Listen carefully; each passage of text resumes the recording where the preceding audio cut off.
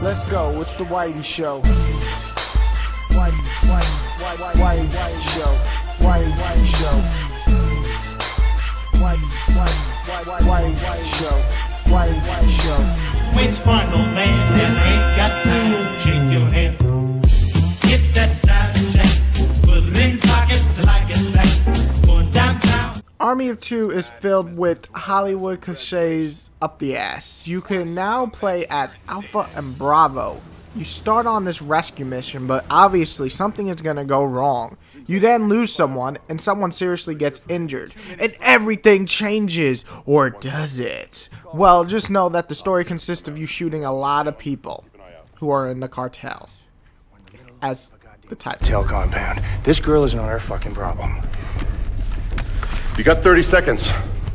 No, we're leaving. I'm not gonna risk my life and the lives of these rookies to save this girl. All right, we move on, take our money, and get out of here. The man's got a point, Rios. Go if you want. The shooting is very similar to every other third-person shooter. Move into cover, shoot, melee with some sweet-looking kills, and build up an overkill mode, and then blast away people's faces with your gun. It's simple, yet you still feel like an unstoppable badass at times.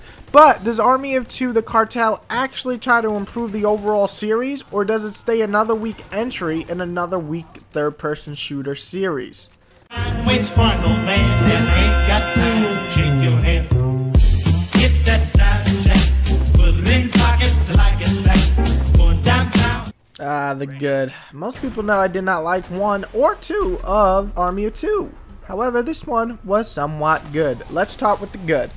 Well, first off, I indeed loved the melee kills. I'm a sucker for sweet, nasty, and badass looking kills. The game definitely doesn't shy away from that. Snaps to the neck, stab to the back, to the chest, to the gut, and so on, all looking brutal and nice.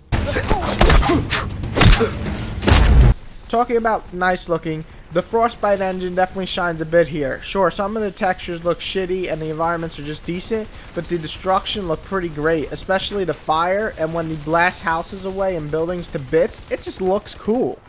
Overkill mode is cheap, silly, but I just don't give a fuck when I go into it. I want to be a Super Saiyan badass, and everything in my way is just going to get blasted into chunks, and it looks awesome. It's just really cool looking, it's fun to use, and I actually like this mode a lot. Customization is fun to mess around with, far better than previous titles, especially messing with the mask and the body armor and the tattoos and all that cool stuff. Now the bad.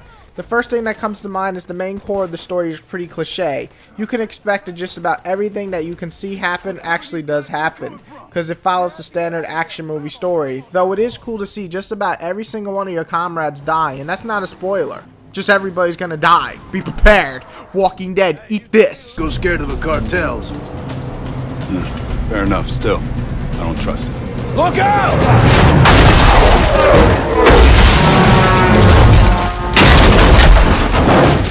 The graphics, while destructible and definitely cool looking, it's just, it still doesn't look that great in the end. The environments are pretty stale and some of the animations just look really bad, even with the customization being pretty cool. The game just doesn't improve enough. Its content is just so small. Basically, you shoot, melee, shoot. Now that's most shooters, right? But with a weak story, it gives you very little incentive to actually continue playing it after you know, beat it, or even try to beat the whole game. The ugly is the dialogue. It somehow got worse in the series. Most things improved in the series in this title, but this still made me cringe even more. 90% of the time, actually. I don't know who wrote this shit, but please don't write any more shit. The other ugly is definitely the glitches. I got a glitch in the first 5 minutes of the game. Check out this video I'm playing. Then I reset it and everything is fine. What the fuck?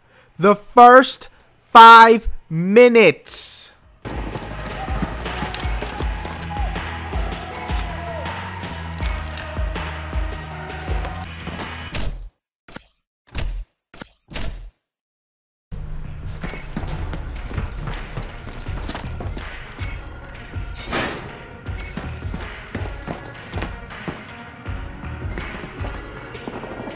Which part, old man, that ain't got to shake your head. Get that side check, put it in pockets till I get back. Going downtown. see, that's the thing, is I don't think Devil Cartel is an awful game. I think it's the perfect title for, hold on. First, let's talk about real fast. The content is only about 8 hours, though it is a little too long for its own good, in my opinion. Too many chapters of boringness. The first maybe 30 are pretty good, and the rest are just boring. And the game just suffers from being too long, which is odd. So the game, though, can be a lot of fun. Even on single player, your AI partner's pretty good. So it could be fun, but it's definitely a co-op experience and probably more fun that way. However, the game is still the definition of rent at best. It's definitely a skippable title. You can just kind of ignore it. But if you want a good, fun co-op experience, or by yourself shooting some, you know, Cartel, you can definitely get some fun out of it. So I'm going to give it a rent. It is skippable, but it's definitely worth a rent if you're bored and you just want to shoot some people in the face and do some sweet looking melee. What I don't understand, though, is why the fuck the certain characters go bad. It's the stupidest goddamn reason. Who left me? Her fucking soldier. Man up, bitch. I don't understand why all the melee kills are knives. Not that they don't look cool, but I got a fucking gun in my hand. I'm not gonna run up to someone and just stab him with a knife. I'm gonna put a gun to his face and his mouth and fucking shoot him right in the mouth. And why the fuck is their name Bravo and Alpha? Could they not have thought of fucking names? Bravo and Alpha? Really? I mean, Salem and Rios, at least their names. Bravo and Alpha? Hey, Bravo, are you coming to my party? Yeah, Alpha, I'll be there. They're military names, but come on.